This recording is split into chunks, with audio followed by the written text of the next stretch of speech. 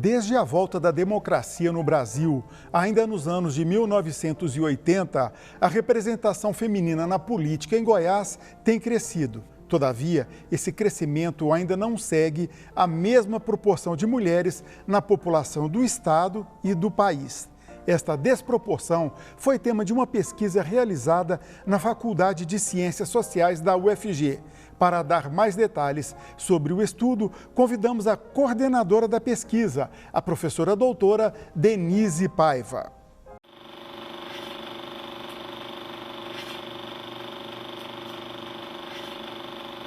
Denise é professora titular aposentada da UFG e é doutora em Ciências Políticas pela Universidade de São Paulo, a USP. Olá, professora, um prazer ter a sua participação com a gente aqui no TBC Memória. Olá, Enzo. Olá a todos e todas que nos assistem. Eu que agradeço o convite e a oportunidade. Professora, nós estamos falando de uma pesquisa, mas na verdade é muito mais, né? O seu trabalho enquanto acadêmica trabalhou muito com isso, pesquisou muito a questão de gênero. Como é que surgiu a ideia dessa pesquisa? Bom, na verdade, na minha trajetória acadêmica, ao longo de todos os anos, né, na UFG, eu pesquisei, o tema central dos meus estudos era a participação política, partidos políticos, democracia e partidos políticos. Esse foi o tema que norteou os meus estudos. E com essa pesquisa, que inclusive acho que é bom salientar que foi financiada pela FAPEG, a Fundação de Amparo à Pesquisa de Goiás, no estado de Goiás, eu iniciei essa agenda de pesquisa sobre participação das mulheres na política. Então, a partir dessa pesquisa, eu fiz outros estudos, outras publicações, orientei teses de doutorado, dissertações de mestrado. Então, digamos que essa pesquisa foi o ponto inicial dessa agenda de pesquisa que faz parte da minha trajetória acadêmica e profissional. E essa pesquisa resultou em um artigo que teve 2 alunos que assinaram com você. Sim, esse artigo que nós estamos mencionando, onde eu apresento os principais resultados dessa pesquisa, eu contei especificamente com a participação de 2 estudantes de Ciências Sociais, a Mariana Sara, que é graduada em Ciências Sociais, e o Milton Mendonça, que posteriormente à sua graduação em Ciências Sociais na UFG, fez o seu doutorado e fez o mestrado e o doutorado na UNB. Então... Perfeito. Bom, a pesquisa traz como recorte inicial as eleições de 1982. 82 foi justamente quando tivemos as primeiras eleições para governo de estado, pós-ditadura, a ditadura ainda não havia acabado. Aqui em Goiás, no caso, nós elegemos Iris Rezende. Qual foi a metodologia usada? Por que a escolha de a partir de 1982? Bom, como você mencionou, né, 1982, ele, digamos assim, foi o marco inicial do retorno das eleições diretas para governadores, né? Então foi uma eleição muito importante, né, no processo de redemocratização. Existe até um consenso na literatura que as eleições em geral, principalmente a partir de 82, elas foram demarcando os avanços no processo de redemocratização. Em 82 nós tivemos retorno das eleições para os governos municipais, com a volta das eleições pluripartidárias, 85, a volta das eleições para os prefeitos das capitais, 89, fim da transição, né, com o retorno das eleições presidenciais. Então, eu iniciei como o ponto inicial da pesquisa justamente porque ela, digamos assim, era o ponto inicial desse processo de redemocratização e para mostrar como se deu ao longo desse período até 2010, a avaliação da participação das mulheres na política em Goiás. E o que resultou? Qual foi a conclusão que vocês tiraram? Bom, o resultado dos dados apresentados aqui em Goiás, eles não diferem do que a gente encontra nos demais estados da federação, no país de uma forma geral, eu diria quase que em âmbito global. Qual é esse resultado? Que as mulheres têm aumentado a participação na política institucional. A gente está falando aqui especificamente da política institucional, na política partidária, né? Tem outras formas de participação política.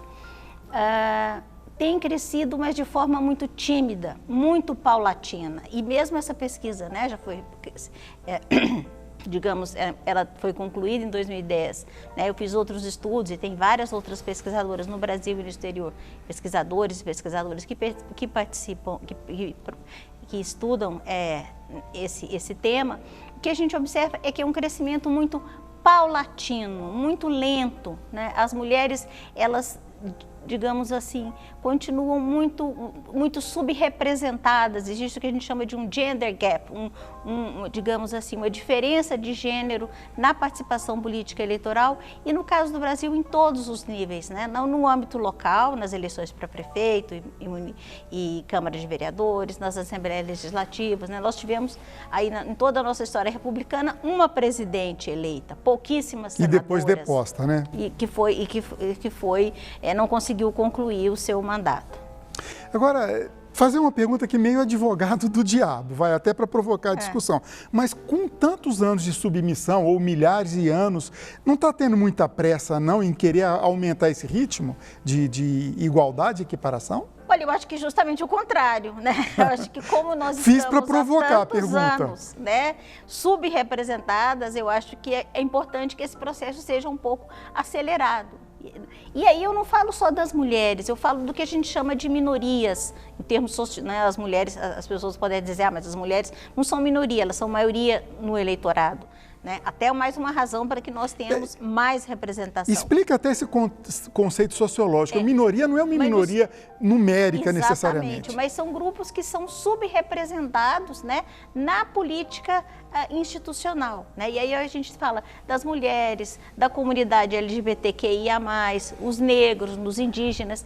E um fato interessante é que quando eu fiz essa pesquisa, a gente tinha um debate já muito intenso sobre a ampliação da participação das mulheres na política e nos últimos anos, nos anos mais recentes, esse debate se intensificou também com vários setores advogando não só uma maior participação das mulheres, mas dessas chamadas minorias. Aí vocês podem me dizer, mas nós temos algumas mulheres trans eleitas, indígenas, homens, negros, mulheres negras, ok, mas mais uma vez, muito subrepresentados. Se a gente olhar uma foto, né, do Congresso Nacional eleito nas eleições do final do ano passado, nós vamos ter um enorme universo de homens brancos, pouquíssimas mulheres, poucas mulheres negras, poucos indígenas, poucas pessoas da comunidade LGBTQIA+.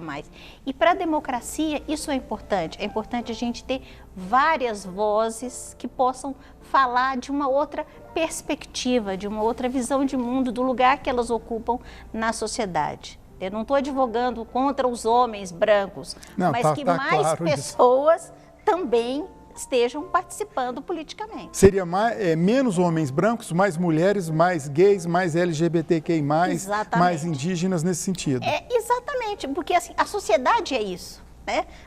A sociedade ela é essa pluralidade. Então, nós temos que ter, para discutir políticas públicas, né? Se nós tivermos outras vozes, outras perspectivas, nós vamos ter uma política mais plural. Essas pessoas vão ser ouvidas, né? Quando se fala em cotas, em políticas para a mulher no mercado de trabalho, para a comunidade LGBTQIA+, no mercado de trabalho, contra a discriminação de gênero, de negros, da violência que nós mulheres sofremos cotidianamente.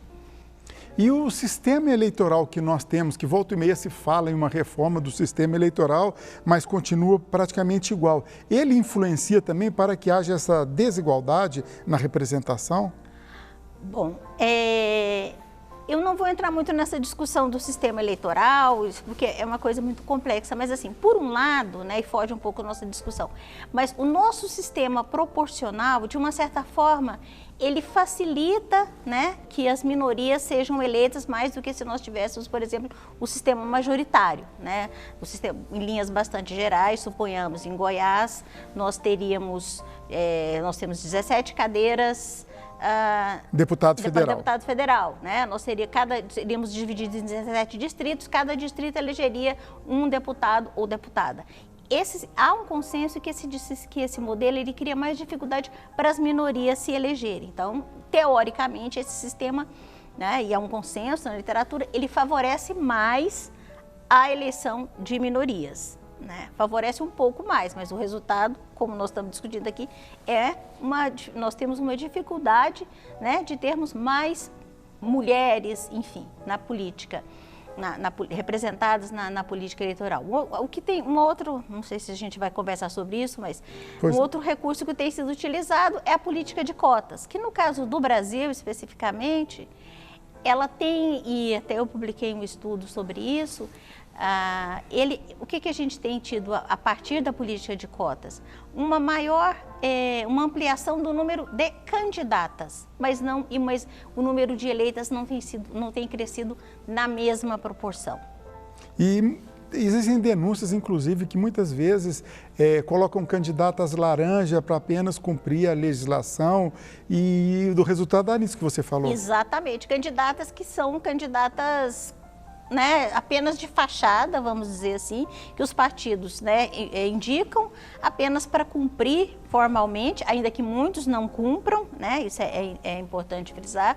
E mais recentemente um outro item, né, nessa mesma legislação, a destinação de 30% de recursos para as candidatas mulheres, né, e negros, que também não tem sido cumprido. Aliás, né, a semana passada saiu na imprensa uma tentativa dos partidos, e aí de todo o espectro ideológico, de uma anistia para os partidos. Aí você tem desde a esquerda, até passando pelo PT, até o PL, advogando essa anistia aos partidos que não cumpriram essa legislação nas eleições passadas, né? Então, infelizmente, acho que isso mostra que um certo, no mínimo, uma resistência dessa elite para ampliar esse espaço para as mulheres.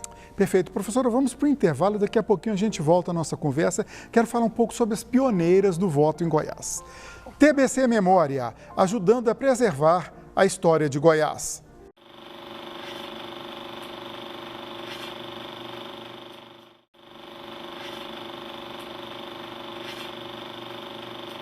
O TBC Memória conversa com a professora e socióloga Denise Paiva. Ela que coordenou uma pesquisa sobre a representação feminina na política em Goiás. E ela que, ao longo de sua carreira acadêmica, sempre trabalhou também com essa questão de gênero e representação política em Goiás. Professora, vamos recordar um pouquinho historicamente aqui. Eu vou citar alguns nomes de algumas pioneiras na política goiana. Berenice Arteaga, que foi do antigo PSD, ela se elegeu em 1951 e depois em 1955. Almerinda Arantes, do PTB, foi uma das primeiras mulheres a obter o título de eleitor em Goiás.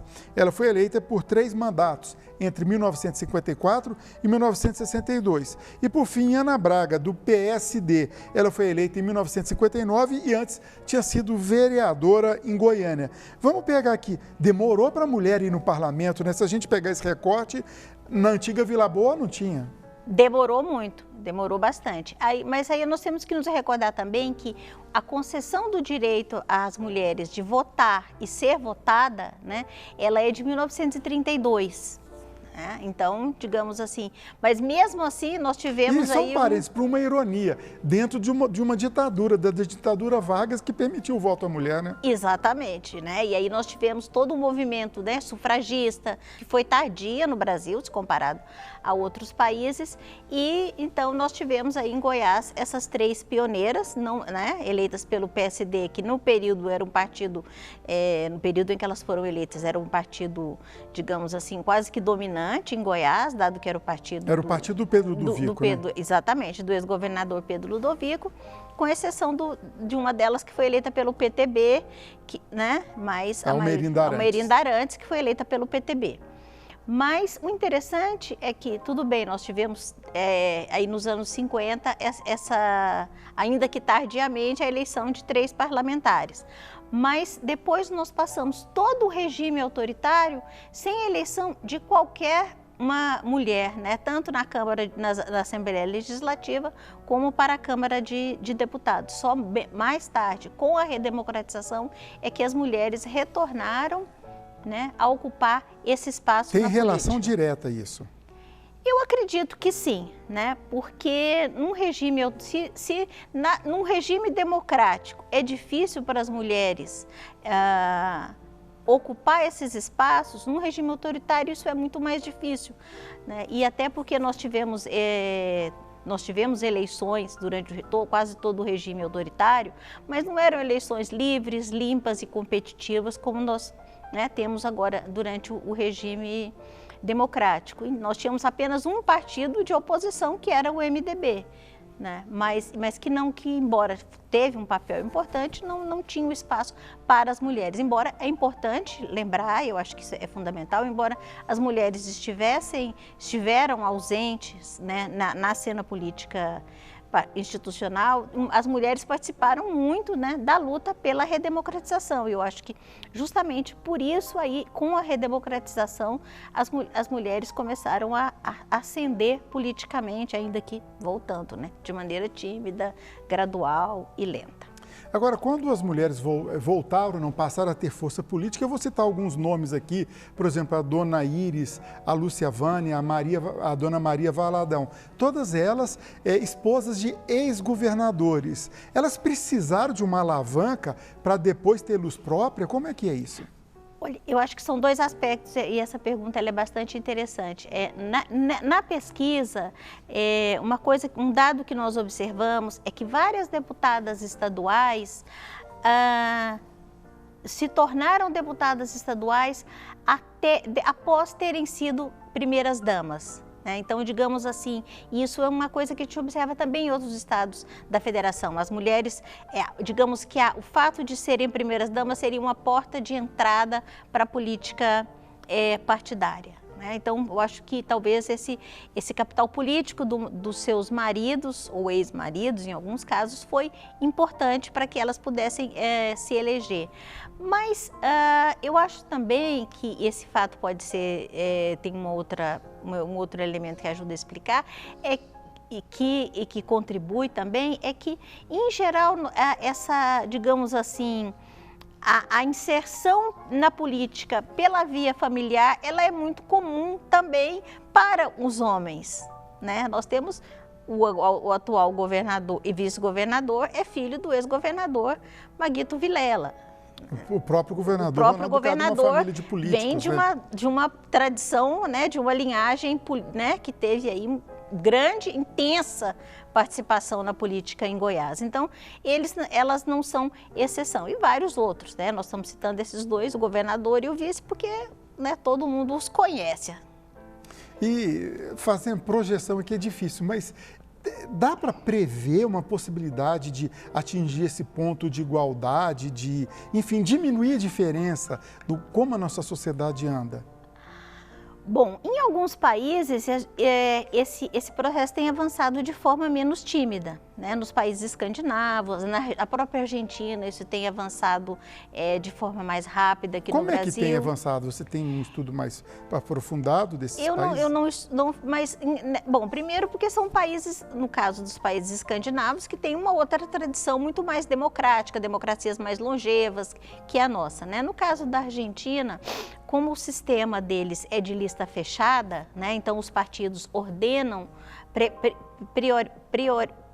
previamente, né, as candidatas, então, no caso, isso dá mais facilidade naquela lista. Então você tem lá, né, suponhamos, o partido indica 10 candidatos, aqueles 10, 5 serão mulheres porque elas estão na lista. O nosso sistema, como ele é de lista aberta, o eleitor é quem ordena isso, então isso dificulta, né, um pouco mais.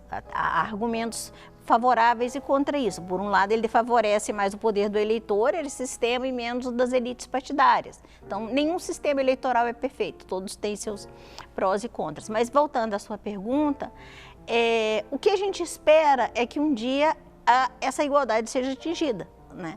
Por exemplo, no mercado de trabalho, nós temos um avanço maior das mulheres do que na política. Eu acho, né? Eu acho que nós vamos, digamos, acho que cabe às próximas gerações levar adiante isso. Acho que nós vamos alcançar, mas vai demorar muito, principalmente se nós continuarmos nesse ritmo tão tímido e com essa resistência dos partidos políticos, isso é importante que se diga, de incentivar, de criar mecanismos que incentivem efetivamente a participação das mulheres, porque Por não exemplo? basta indicar candidatas, mas você tem que criar mecanismos, oportunidades para que essas candidatas realmente sejam competitivas. Como? Acesso a recursos do fundo partidário eleitoral, para que elas possam ter candidato, né? Para que possam fazer sua campanha, espaço realmente na campanha político eleitoral. Eu me lembro que na entrevista com quando eu fiz essa pesquisa, eu entrevistei várias parlamentares, e as parlamentares, uma delas me disse que estava em um comício, né, com a participação de um então governador, vice-governador, enfim, em que ela praticamente foi intimidada por uma liderança partidária para que ela fosse a última a falar e que ela só falaria depois. Naquela época ainda tinha os comícios com shows e tal, depois. Ela disse, isso praticamente inviabilizava a minha participação. Então são esses mecanismos, né? São formas de excluir a mulher e que realmente criam dificuldades para que as mulheres realmente tenham, e as minorias em geral voltam a existir, realmente tenham um espaço para serem, que as candidatas, enfim, não basta ser candidata, é preciso que a candidatura seja competitiva. Você colocou mais de uma vez que abrangeu um pouco o leque da questão da luta das minorias. Quer dizer, não adianta só as mulheres encamparem essa luta, é muito mais complexo dentro da sociedade. Eu acredito que sim, né? Porque voltando ao que eu disse, né, eu acho que para nós ampliarmos o debate político e na democracia, nós precisamos, embora eu estou me repetindo, mas ter mais vozes, pessoas sendo representadas no parlamento, né? O que o Leôncio Martins Rodrigues chamou em um dos seus livros, de democratizar a participação política, ter mais pessoas com outra trajetória para pensar projetos de lei, políticas públicas no parlamento. Então, é muito mais claro que as mulheres não necessariamente vão representar só as mulheres, os gays vão representar só os gays, ou os negros, mas se nós tivermos essas pessoas com assento no parlamento, a sua perspectiva na discussão de uma política pública, no caso das mulheres, por exemplo, né? Uma dificuldade que as mulheres têm de creches para deixarem, principalmente as mulheres de baixa renda, os seus filhos para poderem trabalhar. Isso é uma agenda eminentemente feminina. É muito mais fácil uma mulher levar esse tema para o parlamento, né, do que um homem. Vai ter mais sensibilidade. Exatamente. Por quê? Porque isso é um problema que afeta as mulheres, basicamente. Claro que é um problema da família, mas infelizmente nós temos essa perspectiva, né? Criar os filhos é uma tarefa das mulheres. Então eu acho que é por isso que é importante nós termos essas pessoas, para diminuir, digamos, é importante nós termos pessoas trans para pensar a sua perspectiva, para levar a sua perspectiva, a sua visão de mundo na discussão de temas tão importantes como a violência contra pessoas LGBTQIA+, contra negros e negras. Olha só, na pesquisa que vocês fizeram, em algum momento abrem aspas, é lógico, para outras pessoas, que tem gente que acredita que as mulheres na política, principalmente na política partidária, trariam o abrandamento do caráter agressivo da polícia, agressivo da política, perdão, solidariedade e compaixão. A gente vê recentemente alguns exemplos isolados, que também não é uma metodologia científica, eu citar que fulana, ciclana e beltrana fizeram isso, mas será que isso é verdade? Será que vai ter mais doçura na política com mais mulheres? Uma visão, né, que é um pouco controversa nesse sentido na literatura, né? Inclusive no artigo a gente questiona um pouco isso, dizer, né, por um lado as mulheres podem trazer uma outra perspectiva, que é o que a gente chama de política do desvelo, né? Mais do cuidado, enfim, né? Eu acho que não necessariamente, né? Eu acho que as mulheres, na medida em que elas vão entrar mais no debate político, elas vão, né, digamos, não necessariamente elas vão trazer essa doçura, né? Talvez elas tragam uma outra perspectiva. E nós temos visto, inclusive, mulheres parlamentares aí que, pelo contrário, têm trazido para o debate político, digamos assim, um tom bastante agressivo. Alguns números que eu quero ler aqui para a gente encerrar. Olha só, números de 2021. O Brasil tem 51%, 51,1% de mulheres. De Goiás, um pouquinho mais antigo. As mulheres são 50,34%. De outro lado, nas eleições municipais de 2020, dos 246 municípios aqui em Goiás, nós temos apenas 33 prefeitas, dá menos de 20%, 15%. E vereadoras, no total de cadeiras em nosso estado, são 15% apenas. Só para fechar, como é que você analisa esses números? Eu acho que eles só mostram como tem sido lenta esse crescimento, né? Então, quer dizer, a lei de cotas, ela não está sendo, primeiro, acho que isso é importante, aplicada de forma efetiva pelos partidos, né? E também, digamos assim, que é importante que não só que essa lei, digamos, para usar um termo que a gente usa um pouco que essa lei pegue realmente, que ela seja levada a cabo e que seja ampliado, inclusive, esse escopo, né? Que as mulheres tenham direito a esse fundo partidário eleitoral e os negros também, para que participem politicamente e possam fazer campanhas em termos de iguais, né? Tenham mais espaço, né? Uma questão importante, por exemplo, no horário gratuito eleitoral, que é importante também para a campanha eleitoral. Os partidos políticos decidem quem vai ter mais espaço. Dificilmente é uma mulher que vai aparecer com prioridade ali naquele horário gratuito eleitoral. Né? Agora me diga uma coisa, adianta resolver esse aspecto se nas microesferas de poder, em casa, na escola, no trabalho, enfim, em toda a sociedade, o machismo continuar imperando? Certamente não, é algo que também nós mencionamos aí. Essa questão, ela tem raízes que são históricas, que são socioculturais. Então, vamos dizer assim, nós precisamos ir além disso. Claro que essa é uma dimensão do problema, né? Então, nós vivemos num país em que nós temos um dos maiores índices de violência de gênero, de feminicídio, né? Para falar isso, para não falar de outra violência contra outras minorias. Então, nós precisamos avançar mais nessa pauta. Professora, agradeço muito a sua participação. Parabéns pela pesquisa. Muito obrigada. Eu que agradeço o convite e a oportunidade. TBC Memória, ajudando a preservar a história de Goiás.